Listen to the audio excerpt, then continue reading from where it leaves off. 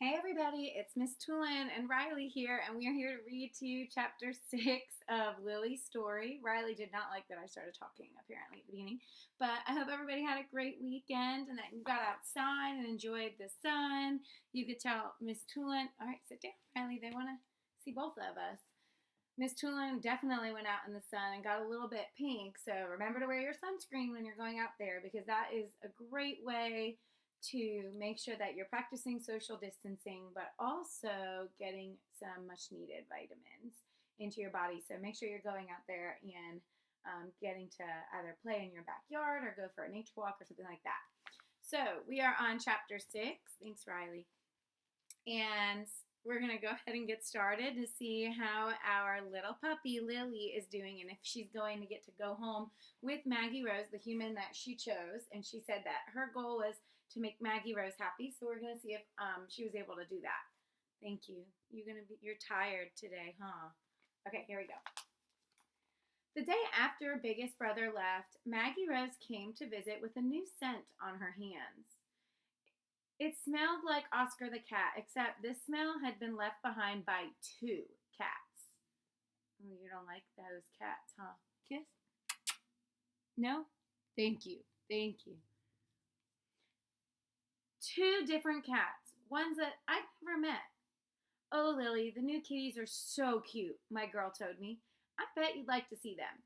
When they get a little older, you can play together. No way, Maggie Rose, Amelia said from out in the hallway. She was brushing the floor with a broom. Why not? Maggie Rose asked, looking up from where she was sitting on the floor with me. They would have fun. You like the book? Yeah, okay, I'll keep reading. I'm sorry. It's not worth the risk, Amelia answered. Somebody could get hurt. But Lily wouldn't hurt a kitten, Maggie Rose responded indignantly. Remember how careful she was with Missy? Maybe she wouldn't mean to, but puppies and kittens play very differently, and it would be easy for one of them to get scared and lash out. Remember when Craig let Freddie out of his cage, and when a cat was loose? Your mom and I were terrified that one of them would bite the other. We have to keep the animals separate to keep them safe. I'll bet that if she got to meet the kittens, Lily would be the gentlest dog in the world. Maggie Rose said, well, you can ask your mother, but I'm willing to bet that she will still say no. Amelia replied. Amelia swept her way down the hall, and my girl took me to outside. I looked around to see if I could find my brother out there, but it was just me and Maggie Rose. When I squatted in the yard, something marvelous happened. Maggie Rose gave me a treat. Good dog, Lily. No, not you. You think I'm sick. That's why your ears went perked up, huh? When you go outside, you get a treat. Oh, you hear the word treat. That's what it is. You think that I'm sorry, I don't have any upstairs. We'll get you one. I'm sorry. I know you're mad that the puppy's getting treats and you're not. I loved being a good dog and I loved getting a treat. From that day on, whenever I squatted outdoors, my girl gave me a treat. And what a strange and wonderful thing. And that wasn't all. Maggie Rose also took out rope, which was called a leash. She came over to me and connected the leash to my collar with a metal buckle. The buckle made a snick sound as it latched. The moment I heard that snick sound, Maggie Rose stuck a treat in front of my nose. I gobbled it up. The world was such an amazing place with treats for all these squats and snicks. I soon figured out that a leash was meant to let Maggie Rose drag me in one direction and to let me drag her in the other. We played leash for a while, and then Maggie Rose took the leash off my collar. It made another snick sound, but I did get a treat. Why not? Maggie Rose found a ball in the grass, and she picked it up. I knew this game. We were going to play Bring It Here.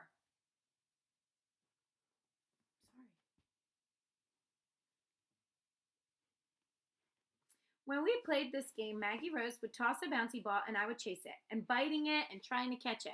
Once I finally had that thing under control, I would pick it up and drop it into the grass at my feet. Bring it here, Lily, Maggie Rose would call every time.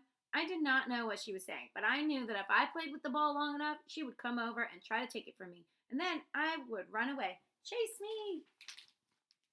So that's what I did when Maggie Rose threw the ball. I raced after it and snatched it up and dropped it between my front paws. I looked at Maggie Rose and waited for the chasing.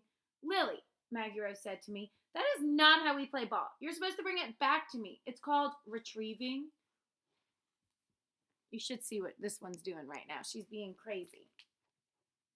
I figured she was telling me that I was doing it correctly because we were both having so much fun. I picked the ball up again and shook my head to show her that I agreed with her. What you doing? The back door opened and Brian came sauntering out. He stood with his hands in his pockets. What you doing, Runt? He asked. Nothing, Maggie Rose replied in a mumble. She shrugged, teaching Lily to retrieve. Let's see, Brian suggested.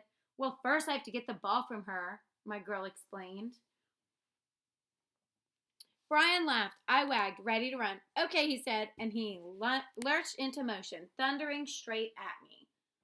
Brian was so much bigger and faster than my girl.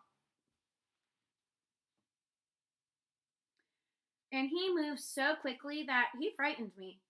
I shrank back, cowering on the ground. The ball fell from my mouth, and the boy lunged forward and snatched it up. Got it, he announced. Hey, you scared Lily, Maggie Rose said. That's not nice. I glanced at her uncertainly.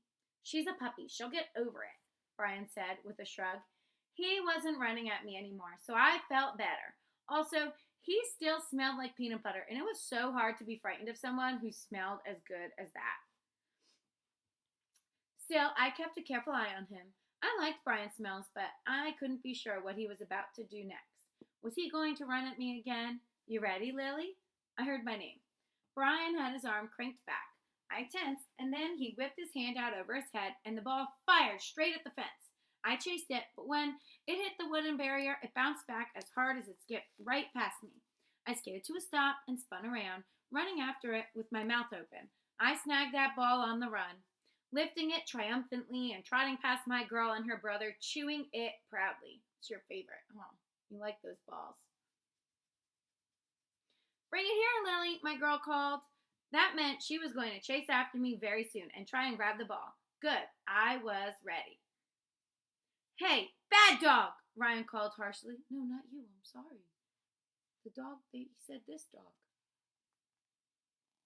His tone brought me up short. I stared at him, confused. What was his problem? Hey.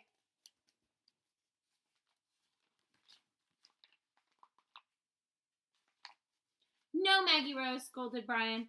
That's not how you do it. Amelia says you train a dog with love and praise and treats, not by yelling at him. That's stupid, Brian snorted. My soccer coach yells all the time. It's just how you get people to do what you say. People, maybe, but not dogs, my girl replied. I wagged a bit uncertainly. Weren't we going to play ball anymore? Brian folded his arms. Okay, let's see. Try it your way. Bring it here, Lily, Maggie Rose called. There was an odd note in her voice, and I cocked my head at her curiosity. I was ready to have her run after me in the yard, playing Bring It Here, but she seemed upset about something. I let the ball dribble from my feet, from my mouth, and then pounced on it, trying to lure her into chasing me. Please, Lily, Maggie Rose said. Stupid dog, Brian said. No, not you, I'm sorry. Scornfully, Maggie Rose whirled around at him. Why do you always have to be so mean? Brian blinked. What? You're always so mean to me. I wandered over with the ball in my jaws. What happened to our game? I'm mean to you, Brian repeated. Yes. Brian stared at her. I went to my girl and dropped the ball. It bounced at her feet. Neither one of them seemed to notice. My girl folded her arms. Mom says that the kids at school are always picking on you, and that's why you pick on me. And that's not fair. They do not, Brian said. Suddenly his voice and face were angry. I can take care of myself at school and everywhere else. I jumped on the ball and it skidded away when my front paws hit it. I grabbed it in my mouth. Maggie Rose and Brian both seemed tense, which was very strange. We had a bouncy ball. What more could you possibly want? And I'm not mean, Brian continued. Mean is like I hit you or something, and I never hit anybody. Mean is words too, Maggie Rose said, looking at him hard. Brian put his hands in his pocket and stared at the fence for a moment. I looked in the same direction, but there was nothing to see. I dropped the ball again.